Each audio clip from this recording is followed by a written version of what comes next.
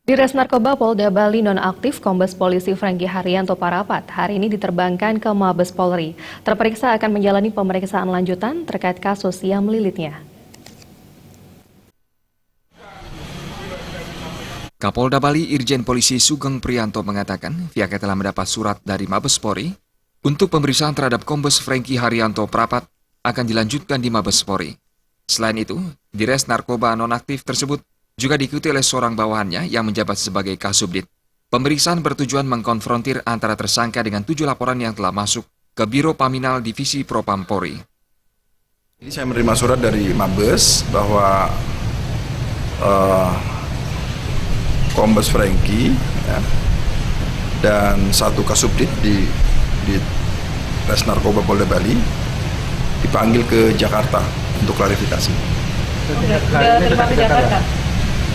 Panggilnya besok, mungkin hari ini terbang. Ya. Berarti kalau sampai sekarang statusnya gimana?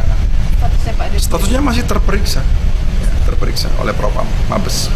Ya, nanti kan setelah selesai diperiksa baru disimpulkan apa kesimpulannya dan keputusan dari Mabes. Rai Swantara